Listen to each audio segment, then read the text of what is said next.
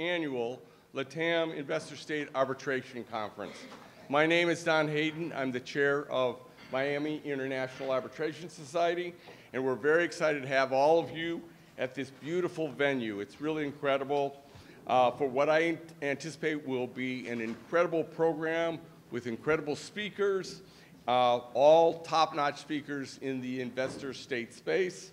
And thank you for coming here, and for many of you giving up your chase lounges at the beach or at the poolside on this beautiful day in Miami. I promise that it will be worthwhile. We have some incredible sponsors who I want to recognize and acknowledge. We realize with the ICC conference, the IBA conference, all the other events going on, there was a lot of other alternatives, but we had a strong showing from the sponsors. First and foremost, we are doing this jointly with the University of Miami Law School, the University of Miami Arbitration Institute, and the LLM program. Thank you so much, Sandra.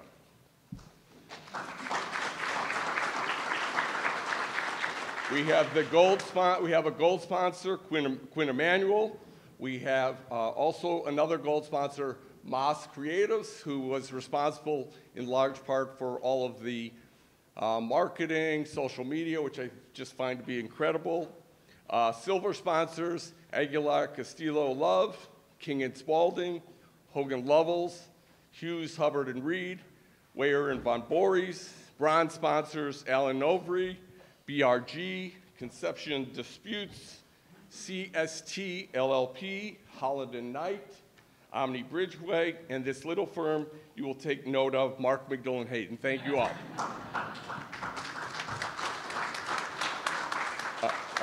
We also will have a hefty list. We have a hefty list of media and sporting organizations that you'll find in the program and on the website. I hope you like the format. We tried to make it interactive and engaging. Toward that end, we need to get you to add the conference app to your phones or laptop. And there are QR codes on all of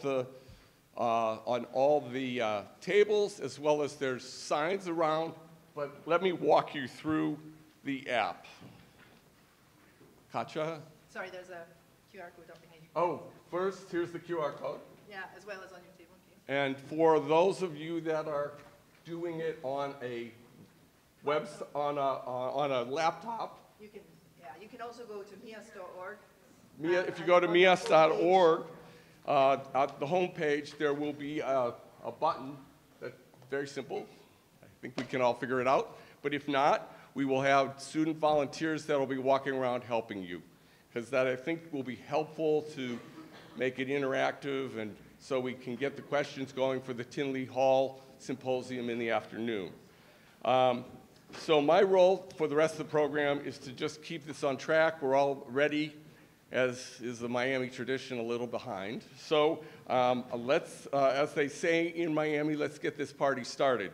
I'd like to welcome Camilo Eduardo Fernandez Lopez, the president of the Miami Law International Arbitration Society student organization, to make a brief welcome. Thank you.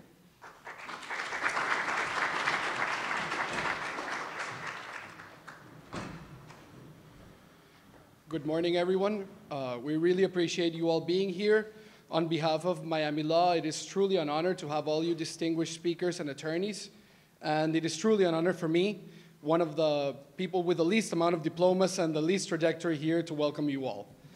I am very happy and very pleased to be the president of Miami Law International Arbitration Society in a school which has over 50 years of tradition in arbitration out of Miami.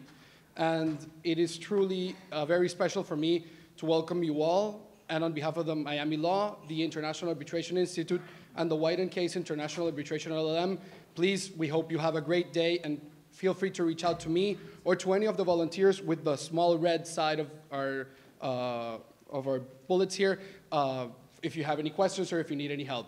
Thank you very much, and have a great day.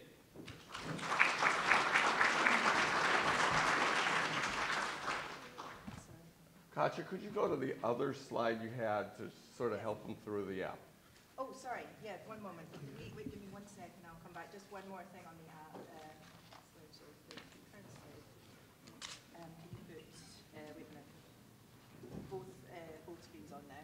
Okay, once you're on this, it's pretty self-explanatory. The first thing that you have to go, we have 2 debates. It's a drop-down, you'll see.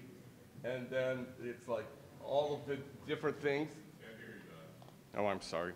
Here on this app, there's first the drop-down. The first thing you'll see is the debate 1, but it drops down to debate 2, the ICSID commentary keynote, Tinley Hall, and just MIAS2022 a survey.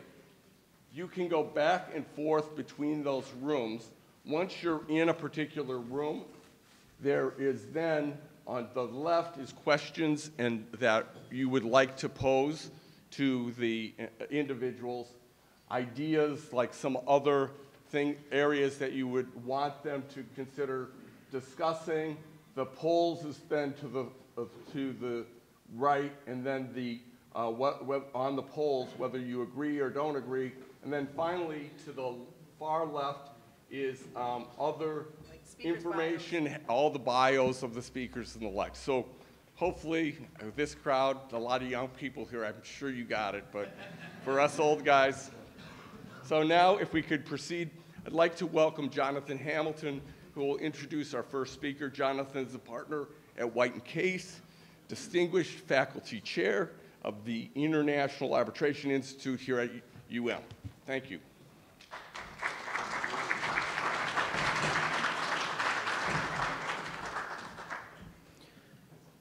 Good morning, a warm welcome and thank you to the Miami International Arbitration Society. And in my role as the chair of the International Arbitration Institute and a professor in the Arbitration LLM program here at the University of Miami, welcome to campus. It's early on a Sunday morning, but the beautiful weather shows us why it's great to be involved in international arbitration education here in Miami. And it is my honor or task, one might say, to introduce our first speaker. There are some people in the world who are so notorious in their fields that we can know them by one name alone.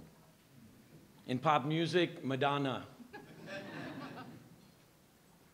In football, Maradona. In the world of Latin American investment arbitration, Gonzalo. Gonzalo Flores, the Deputy Secretary General of ICSID at the World Bank. Why is he so notorious? I thought hard about this in preparing for this introduction. I thought of a few reasons. First, I thought it must be his longevity at the World Bank. 25 years Gonzalo has been at ICSID. Gonzalo arrived at ICSID just around the time that the first claim ever against a Latin American state, the Santa Elena case, was concluded. Gonzalo arrived at ICSID at a time when Bolivia still thought it was a great idea. Gonzalo has lasted through 5 secretary generals and an increase from about 50 cases in the history of ICSID to more than 900 cases registered since that time. So without a doubt, one of the reasons that Gonzalo Flores is well known and knows what he's talking about is longevity. But I wondered if there was something more. Are there any secret tips that may help explain Gonzalo's notoriety? Well, one thing that some of you may not know is that Gonzalo is actually a 4th degree black belt in karate. It's true. It's true. However, I discarded this as the basis for his notoriety because, unfortunately, it has not seemed to have any material impact in the pace of issuance of ICSID awards. So then I thought it must have a more basic explanation. It must be the reality of his important work on systemic and landmark disputes across the region and indeed the world. Gonzalo was a part of early NAFTA and CAFTA cases, the waves of claims against Argentina, Venezuela, Spain, important interpretive issues of treaties and the ICSID rules, things like the first application of the most favored nation clause. And then there are small other cases that he's been involved in, cases involving the largest claim amounts, the largest award amounts, And of course, the first mass claim under an investment treaty, not to mention the registration of the first claim by a Latin American state against a claimant. So certainly Gonzalo has seen it all. But it's not just those particular cases. It's that in this 25-year period, Gonzalo has been an important contributor to the development of something critical to the functioning of this field, and that is institutionality. The institutionality developed at ICSID over time through improved hearing spaces, down to minute details that Gonzalo and others have paid attention to the registration of hundreds of cases, constitution of hundreds of tribunals, managing countless disqualification applications. Collectively over time, these build up institutionality and greater confidence in ICSID and the system. So indeed, Gonzalo has seen and lived through the good, the bad, occasionally the ugly at ICSID. We're glad to have him here today. Thank you very much.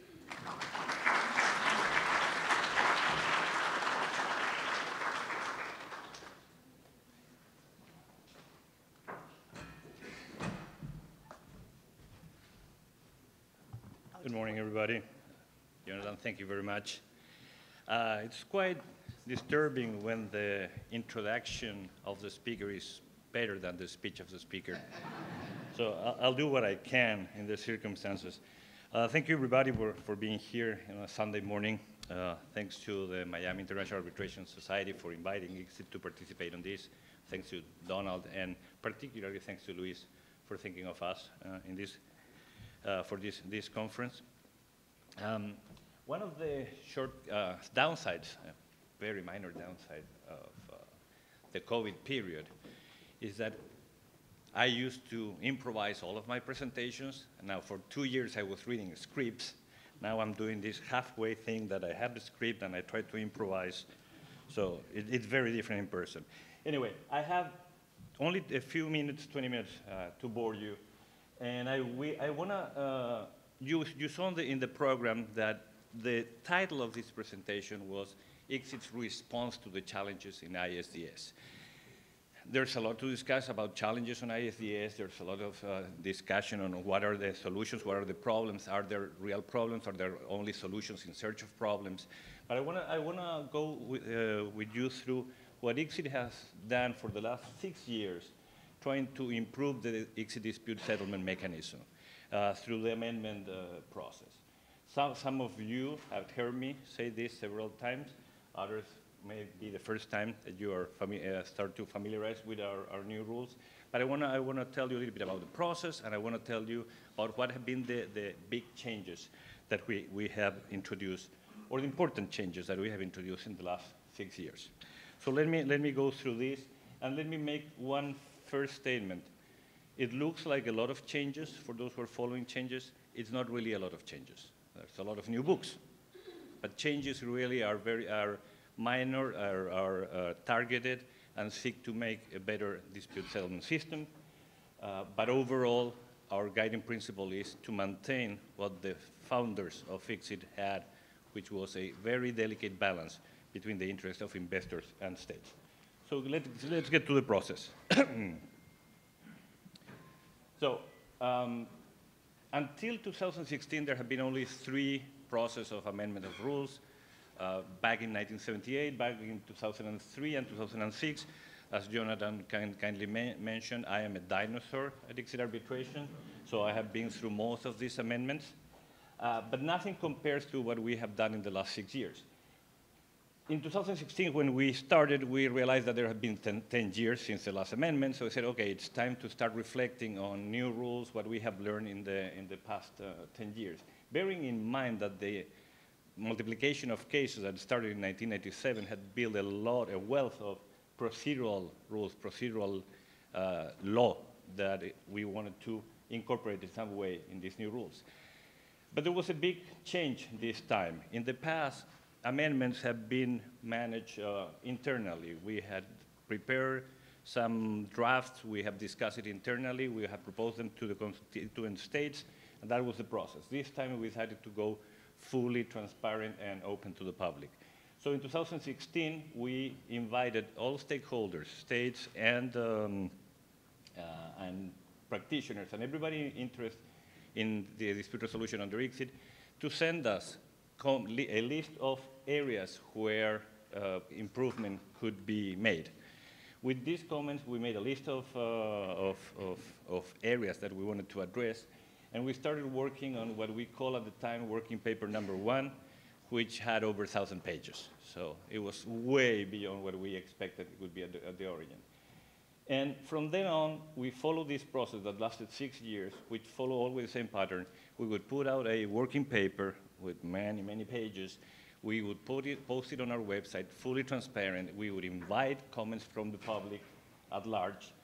We would hold meetings with states, and we attracted, we had 3 interstate meetings where we attracted close to 200 state representatives, which is unprecedented for us, to bring so many people to discuss for a whole week these technical details of the new rules. And this continued until COVID, when we had to switch to Zoom meetings. But through consultation with states, hundreds of meetings with stakeholders, being private law firms, presentations at universities, NGOs, etc., we continued going through roughly 6 working papers, the last one being published in 2021. We put these proposed amendments. Oh, God, thank you, sir. Let's make it rockstar style. So, so we put the amendments to a vote in March of this year, in January, and they were approved by an outstanding majority. Over 85% of the countries voted in favor of these new rules. Rules that were approved in March, and they enter into force now, last July 2022. Now, these are the beautiful books that we will be publishing.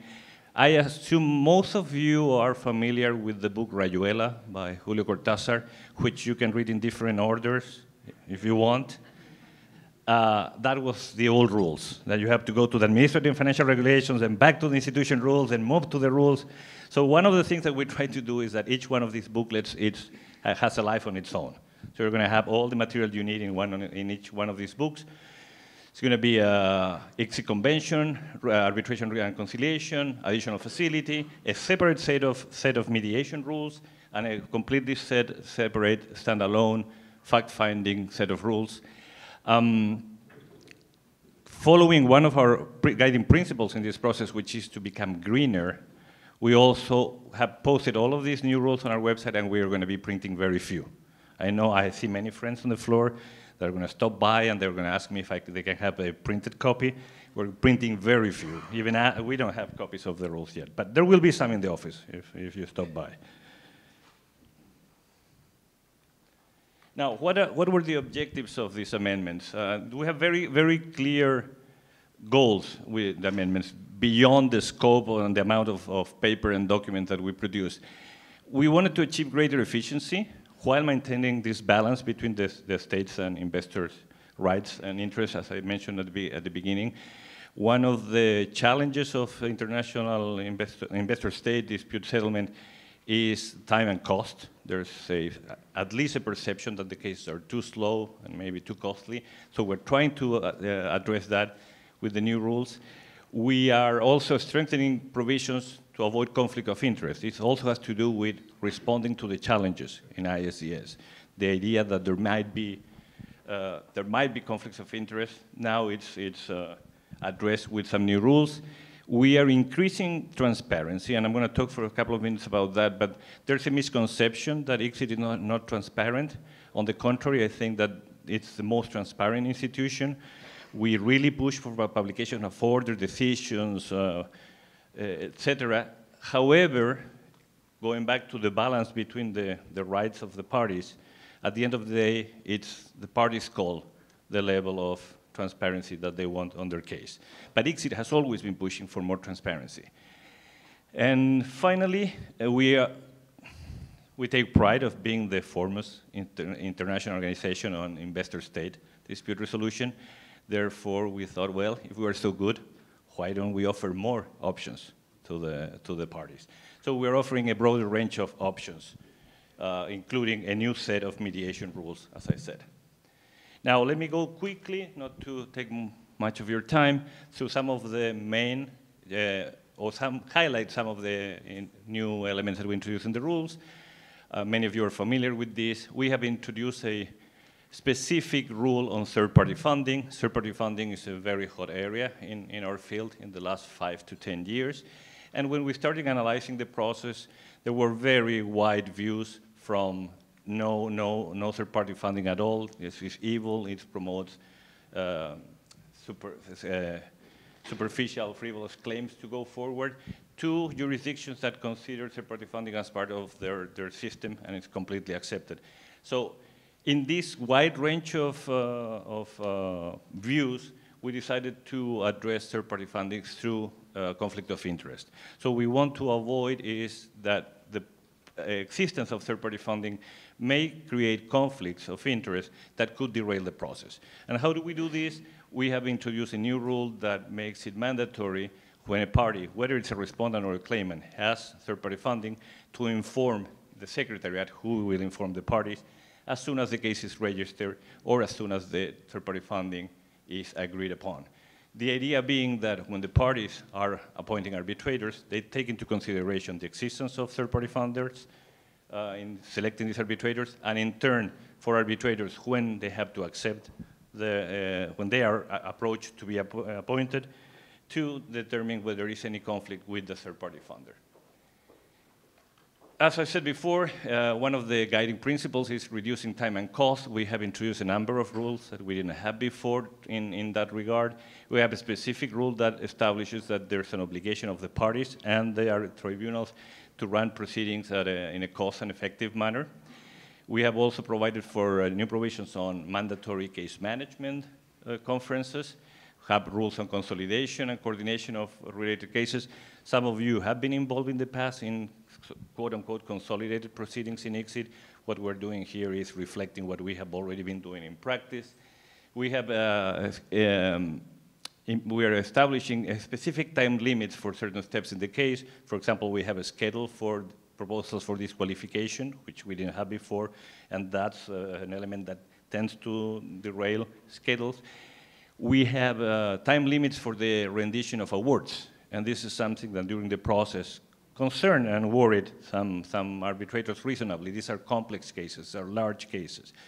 So while we're establishing time limits, we are very conscious that there may be good reasons for an award not being rendered within time. We're asking our tribunals to inform the parties if they're not going to be able to render the award within time, and give reasons and give an estimated schedule where they would be able. So basically it's a matter of transparency, knowing where we are and not keeping the parties in the dark forever. Understanding that these are complex disputes, but also understanding that the time limits shall be respected. And also we establish very clear rules on how to ask for extensions, which we don't have today. We introduce a new express provision on security for costs. This is an issue that's very close to states particularly, and there was an express request 6 or 7 years ago by the Republic of Panama asking for us to do a survey on what was the compliance on award, particularly by investors who had lost and been awarded costs against.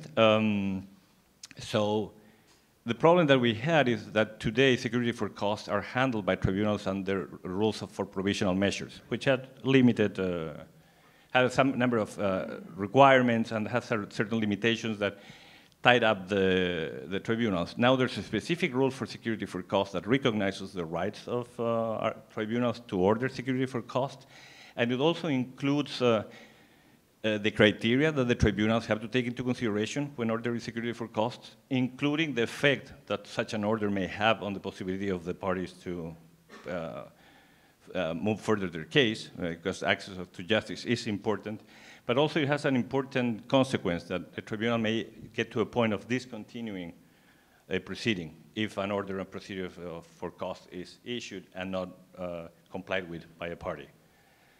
We have increased our rules on transparency, focusing on the publication of orders and decisions and awards. If you look at our website, there's many awards published, but we need a consent of both parties to publish.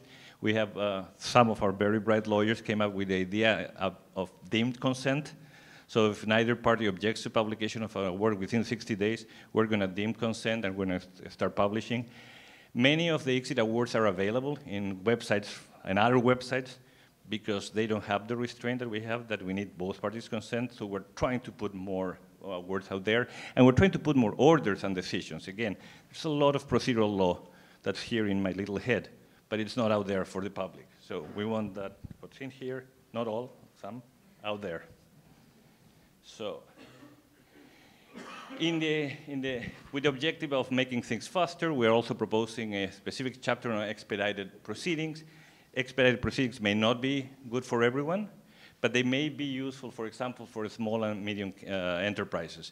And the idea is that if the parties voluntarily, by consent, agree to have an expedited proceeding in place, the time frame can be reduced up to 50%. So it can be a much faster process. But again, it's not for everyone, so we'll see how that works. Some of you are familiar with additional facilities. Additional facility rules is a parallel set of rules created in 1978, in addition to the ICSID Convention, where the constituent states try to broaden the access to ICSID. Under the ICSID Convention, cases can only be brought by nationals of contracting states, again, other contracting states. Today we have 158 contracting states, but still it's not a full number. So under the additional facility, we were only asking for nationality of one of the parties.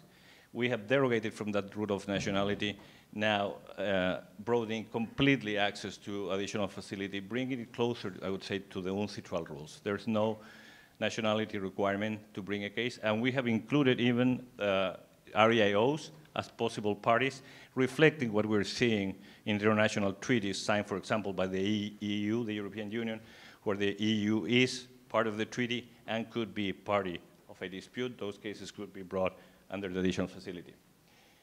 We have a new set of fact-finding rules and a standalone fact-finding rules. Internal commentary, when we started doing these amendments, we said, so what do we do with fact-finding that nobody have used it ever? And my answer was, legally, a very legal concept, was dump it. The wise majority in my office said, no, let's make it better. Let's make it better. And one of the reasons for making it better is that we realize, if you look at our statistics, there's approximately 35% of our cases that do not reach an adjudication stage, that are settled or discontinued. That gave us the notion that there is a good group of cases that could be settled earlier. And discussing matters with the IFC, with the World Bank, that have done some economic analysis of cases, we realized that most of the cases that are settled in the first phase of the proceedings.